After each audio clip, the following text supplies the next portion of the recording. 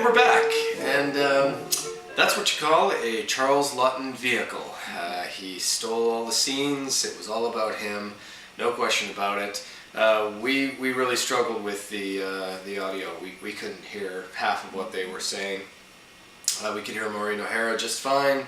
We could hear Robert Newton's character, the undercover cop guy, just fine. But half of the things that Charles Laughton said was missed by us. So boy, I would love to see this one again with subtitles. I don't know when that's going to happen. They just need to redo this one, as they've done so many of these movies. Yeah, we certainly had a lot of brandy in that one. That's the world record amount of brandy. Brandy was in every scene. And getting back to Charles Laughton, let's talk about him for a little bit. We're actually going to see him again in the movie The Paradigm Case. Is it Paradigm or Paradigm Case? It's a Hitchcock movie that's coming up with Gregory Peck a few months from now. We'll get to it. But in the book, his character basically was a priest or a vicar in England, and he was an albino vicar. And that probably would have been more fun for him to do, but there was no way, with the censors, with the Hayes production code, there was no way they could have a member of the clergy be put in a negative light. So they had to completely change it to the judge. And this is the problem with this movie. One of the problems, anyways, is that Charles Laughton insisted that he be in the whole movie and be the major character of this movie, including revealing that he was the bad guy right away. And that's not what that's not what the book does at all. The book is very suspenseful. That's not what Alfred wanted at all. And basically what it boiled down to was, okay, Charles, do it your way. And he's paying the bills. He basically was the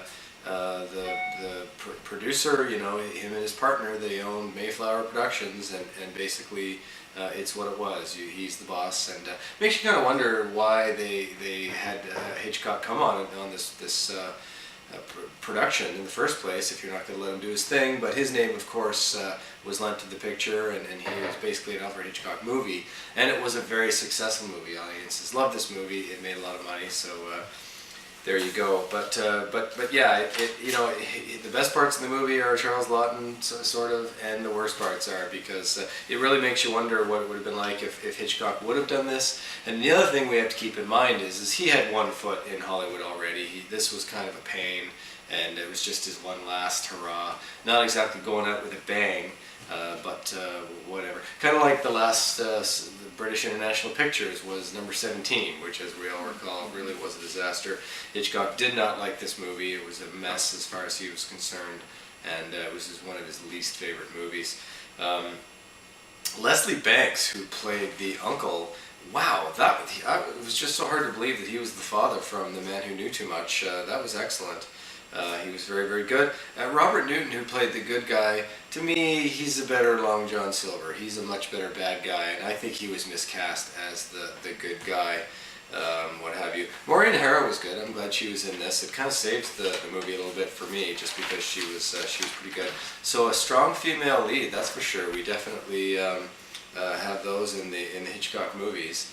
Not blonde, but redhead. Not that you could tell in the black and white, but definitely had some people who were what they were not appearing to be. The Charles Laughton being the bad guy, being the judge. That's Hitchcockian mistaken identity. Wow, was he a charming villain? I mean, he definitely was pure evil. But yeah, you just didn't have any of the suspense, and this movie is certainly very not Hitchcockian. So there you go. That's pretty much all I wanted to say about it. 1939 was this great movie, this great year for movies. Gone with the Wind and Wizard of Oz. Really, we watched a number of the movies from this year. I don't think we can really count Jamaica in as one of those great movies, but we've got a great one coming up next week. It's going to be movie number 17 from 1940.